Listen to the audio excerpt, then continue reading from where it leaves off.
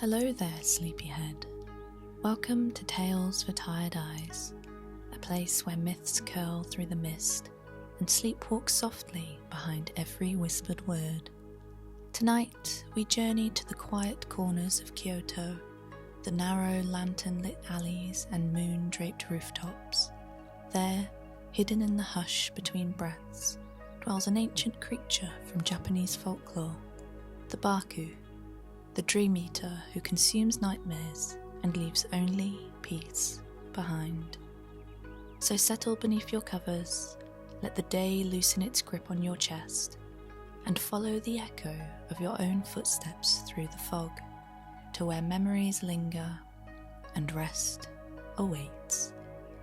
If this tale soothes your soul, don't forget to like the video, subscribe to my channel, and gently ring the notification bell so we can meet again beneath the stars each week. Now, breathe in and let the story begin. The story begins on a rainy spring evening in Kyoto. The sky is heavy with clouds, but not yet crying, only holding its breath. The lanterns that line the narrow back streets flicker in still air, casting gold onto stone. You are a child again, or perhaps you never stopped being one. Your feet are bare, the hem of your yukata brushes against your ankles as you walk slowly down an alley that seems unfamiliar. You don't remember choosing to come this way. The night folded you into it, like a page tucked into a book. Somewhere nearby, a temple bell tolls, low and hollow, as if struck underwater. The sound lingers in the air, suspended. You pause beneath a paper lantern. Its light hums softly, its glow more breath than flame. Painted on its side is a symbol you do not know, yet feel you've seen before. It looks like a sleeping face. You reach up and touch the lantern. The moment your fingers meet the paper, the air changes. The alley darkens behind you. The world narrows. And ahead, at the far end, something waits. But it is in no hurry. You take a breath, the kind that fills not only your lungs, but your entire body. A breath like a tide. Let it in, hold gently, and release. Your surroundings respond to your stillness. A breeze curls through the alley, bringing with it the scent of sakura petals and rain-soaked stone. Somewhere behind a wall, wind chimes jingle in half-forgotten rhythm. You walk again. To your right is a wooden door, its paint long faded. A sign hangs above it, written in calligraphy so delicate it feels like it might drift off the wood and into the air. The characters shimmer and shift, and you realize they aren't meant to be read, but remembered. You pass a shallow pool carved into the stone, where koi swim in silent circles. The rain has not touched the surface, as if this little world is protected, or perhaps paused. A lantern above it flickers, and for just a moment, you think you see your reflection wink back at you. The stones beneath your feet are worn smooth with age. They guide your steps like a path woven through someone else's memory. The buildings lean in above you, eaves close enough to brush each other like old friends. Their windows are dark, or perhaps their eyes, quietly watching you pass. You notice a cat curled beneath a windowsill. It opens one eye as you approach, then closes it again, unbothered. It knows you mean no harm. Another breath now. Slower this time. In through your nose. Feel the air move down. Hold it. And let go. The world is not silent, but hushed, as if everything around you is listening. The alley, the rain, the lanterns, listening not with ears, but with presence. You pass an incense burner placed on a small wooden table. Smoke rises in a perfect spiral. You lean closer, and its scent wraps around you. Sandalwood and something older, something like memory. You reach the next lantern. This one is shaped like a small shrine perched atop a wooden post. Tiny bells hang from its corners. They do not ring, yet you imagine they might, if only you blinked. The wind shifts, and for the first time you hear it, a breath that does not belong to you. It is deep and low, gentle, waiting. The alley narrows further. The walls press close like folded hands. Shadows lengthen, time bends, and at the far end, something waits. Not with hunger, but with patience. You step forward, slowly, as though your feet no longer belong solely to you, but to the quiet rhythm of the alley itself. The path opens into a small courtyard, unexpected, like a clearing in a dream. Stone lanterns encircle it, each flickering with blue flame. The rain has not yet reached this place. Not a drop. Even the air feels older here, heavier with memory. In the centre is a well. Its wooden cover is carved with unfamiliar symbols, and tied to the post is a long red ribbon. It moves in the air, but there is no wind. You draw closer. The scent here is different. Rice paper, ink, and plum blossoms. Gentle, lingering. You breathe it in and out again. Let your shoulders soften. Let your hands uncurl. There is no danger here, only story. Then you see it. At first it appears as a shadow behind the well, but shadows do not blink. Shadows don't breathe. It steps forward. Not a beast, not a spirit, but something in between. The Baku is large, but not imposing. Its form shifts subtly as you look at it. Elephantine trunk, lion's mane, ox's hooves, bear's body. Yet none of these things. Its fur is deep blue-black, and its eyes are ancient lanterns, gold, kind, and bottomless. It does not speak with a voice. It speaks with presence, with stillness. You do not run. You do not ask questions, because deep down you remember. The stories whispered when you were very young, about the eater of nightmares, the dream walker who visits children in their sleep and consumes only the dark things, leaving the light untouched. The Baku lowers its head.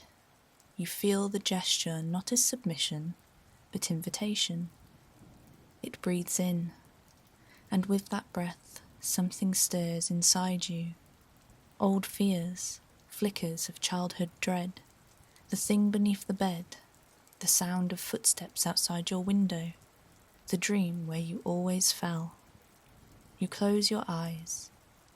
In through your nose. Let the memory rise. Hold it gently. And release. The air around you shifts. The courtyard feels warmer now, softer, as though some weight has been lifted. The Baku is still here, but smaller somehow, not in size, but in need. It does not take from you. You offer. Another breath. This time it exhales, a warm, slow wind that smells like dry lavender and ash. It swirls around you, and for a moment you see shapes in it, dreams consumed and released. A child's drawing, a broken toy, a pair of hands letting go.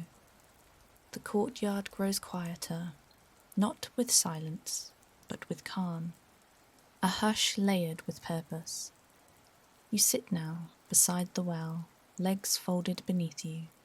The Baku lies nearby, its breathing now slow and deliberate, like waves brushing the edge of a shore. It blinks once, and you feel it, not in your ears, but in your chest. A question, not spoken, but felt. What do you need to forget? You close your eyes again. This time, there is more. Not fear, not quite, but weight, expectations, a voice you carry that isn't yours, a shape you were asked to fit, but never quite could. Breathe in. Name it without speaking. Hold it. And breathe out. Let it leave you into the night, into the Baku. And when you open your eyes, the courtyard is glowing, softly, gently, as if every stone, every wall has remembered who you are. The Baku rises again, stretching slowly. It turns and nudges the red ribbon tied to the well. It unspools and flutters to the ground. You watch as the creature picks it up in its mouth and places it beside you. A gift, or a token, or perhaps a promise. You hold it in your hand. The ribbon is warm. The Baku turns and begins to walk. Its movements make no sound. You follow, but there is no fear, only the deep, echoing knowledge that this night is different. This night remembers. And as you walk beside the Dream Eater of Kyoto, the alley opens once more, and ahead the path continues. The alley ahead twists slightly to the right, vanishing behind a low wall lined with moss and tiny white flowers that seem to glow faintly in the moonlight. The Baku leads you without turning back, but something about its pace has shifted, slower, almost ceremonial. You follow quietly, feeling the warmth of the red ribbon in your hand. As you round the corner, the world opens again. Before you is a market, but unlike any you've seen. There are no crowds, no sellers shouting, no smell of food cooking in the air. This market breathes like a dream. Each stall is lit by paper lanterns that float just above the stands, untethered. Some are shaped like cranes, others like crescent moons. You step closer. The stalls are not filled with goods, but with fragments. A slipper missing its pair, a playing card with a child's handwriting on the back, a cracked music box still humming a lullaby. And behind each stall, someone sits, but their faces are obscured, not by shadow, but by softness, as if they are too much memory to be fully seen. The Baku stops beside you. You sense its purpose is not to lead here, but to witness. You walk slowly between the stalls. Each one seems to hum with a different energy, some light and airy, others heavy and quiet. You pause at a table covered in old keys. Each one vibrates gently, as if waiting to be chosen. You pick one up. It's cool and smooth and instantly familiar, though you cannot say why. As you hold it, a scene blooms in your mind. A small room, blue curtains fluttering, the sound of your name called lovingly from another room. The warmth of it presses against your chest. You place the key back. A voice, low and kind, echoes in your head. You cannot take what is remembered, but you may stay as long as you like. You breathe in and let the memories settle like dust. Further down, you find a stool that seems to shimmer differently from the rest. Its only item is a mirror, oval and rimmed in silver. But the reflection it holds is not your face. You see yourself as a child, asleep in bed, tossing slightly, caught in a dream. And next to you, seated at the foot of the bed, is the Baku, watching, protecting, eating the shadows before they reach you. You press your palm to the mirror. It is warm. The image fades, and when you turn back, the market is quieter. Some stalls are now empty, some lanterns have drifted away. But there's more. You explore a corner of the market where the lanterns glow purple and gold. Here, the stalls are arranged in circles, and their contents feel more personal. A jar filled with laughter, sealed tightly but radiating warmth.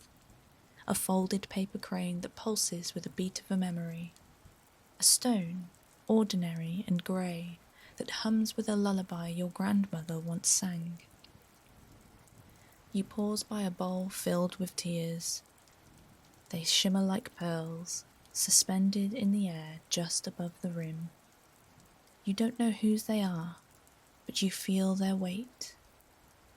Nearby, a small table holds nothing but a single slipper. It matches the one you saw earlier. When you reach for it, a gust of wind rolls through the market, the lanterns sway, and somewhere chimes sing softly, as if in agreement. In the centre of the circle, a child sits cross-legged, facing away from you. Their hair glows faintly, and though they do not move, you know they are not alone. The Baku sits just behind them, silent as always. You do not disturb them. You kneel nearby, hands in your lap, and you breathe. In, hold, and out. As you sit, a lantern floats slowly down toward you. It hovers at eye level, pulsing with gentle light. Within it, you see a new memory, one that hasn't yet happened. A quiet morning, tea brewing, a journal opened besides a steaming cup. The feeling of knowing who you are. You reach out, the lantern brushes your fingers. It's warm. You whisper, "Not yet," and the lantern rises again. The Baku rises too. The market begins to dim. The dream has been visited. The echoes recorded. The silence sealed. You step beside it once more. Together, you leave the market behind, but not empty-handed. You carry nothing in your palms, and yet you feel full. The red ribbon remains. Ahead, the alley narrows again, and the night deepens. And the journey continues. The alley that stretches ahead is quieter now, not in silence, but in intention. Each stone beneath your feet seems to remember the steps it has carried before. The walls breathe with the hush of slumbering time. The Baku walks beside you, though it does not look your way. Its eyes are fixed forward, as if reading the lines of the night like an ancient scroll. Its fur catches what little moonlight filters down, and it glows faintly like starlight soaked in ink. You walk until the alley ends at a torii gate, not bright red like the ones that lead to shrines, but pale wood aged by centuries. Vines curl around its base. A bell hangs from the lintel, and yet it does not ring. Not yet. Beyond the gate is a set of stone steps that ascend into mist. The Baku pauses. You feel a pressure in your chest. Not fear, but awe, like standing before the threshold of your own heart. You breathe in. Let the cool air settle in your lungs. Hold. And release. The mist parts slightly. The Baku steps through the gate, and you follow.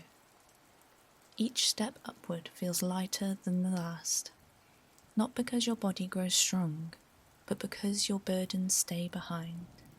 Thoughts that once pressed against your temples now float like autumn leaves in water. Midway up the path, you find a bench carved from smooth stone. The Baku stops beside it and sits. You understand. This is a place to pause. You sit as well. A cherry blossom tree grows beside the bench. Though it is not spring, its petals drift lazily in the air around you. Some settle on your shoulders, others disappear before touching the ground. A small bowl rests on the bench beside you. Inside, water as clear as glass. You lean forward and peer into it. At first your reflection greets you, but as you stare, your features ripple and fade. In their place, you see a version of yourself standing in a field of tall grass beneath a night sky scattered with unfamiliar stars. You look peaceful, whole. The image fades, replaced by the sky, real this time, just above. You gaze upward. The stars are different here, older and wiser. You breathe again, in through the nose, gentle. Hold it, and release. You feel your pulse slow, your edges blur. The wind brushes your cheek like a hand from another life. The Baku stands. You follow. At the top of the steps, a wooden door awaits, low and round like the entrance to a burrow. Symbols have been carved into its frame. Some you recognize from the memory market. Others seem to shiver with meaning you haven't yet learned. You reach for the handle. It turns without resistance. The door opens onto a vast field blanketed in fog. Shapes move within it, tall grasses, gentle hills, still ponds, flickering lanterns far in the distance. But everything is muted, like a dream viewed through layers of silk. The Baku enters first, then stops. This is not a place to explore, not yet. It is a place to rest. You sit on the cool ground, the fog curls around your ankles, soft as breath. The ribbon in your hand flutters once more, then settles. The still point at the centre of dreaming, the quiet that holds all stories, the peace that asks for nothing. You inhale, hold, exhale, and you drift. The field of fog cradles you like a cradle made of sky. You are not asleep, not truly, but you are no longer awake. You are in between, the dream time, the breath between breaths. The Baku lies curled beside you, its slow breath steady as waves lapping against an unseen shore. You reach out and rest a hand against its fur. It is soft, warm, and strangely familiar, like a blanket you once loved and lost. Above, the stars rearrange themselves. You feel them, not just see them, really feel them, like soft pins pressing against your skin, marking the story of who you've been, who you're becoming. A wind moves through the tall grass. Somewhere in the distance, you hear laughter, light, echoing, and impossible to place. It's not a memory, but a promise. Something ahead, something real. You open your eyes, and the fog begins to lift. You're still in the field, but it's changing. The grasses fade, the hills dissolve, the lanterns blink out, one by one. Only the Baku remains. It stands and looks at you, for the first time truly looks. There is no voice, no sound, but you understand. It is time. You rise slowly, gently. Your body feels different, like something has shifted just beneath the skin. A tightness that you hadn't known was there has loosened. The Baku turns, and you walk. The way back is not the same, but your feet remember it anyway. The path curves through memory, past echoes and shadows that do not touch you. The gate appears, then the alley, then the quiet glow of the paper lanterns.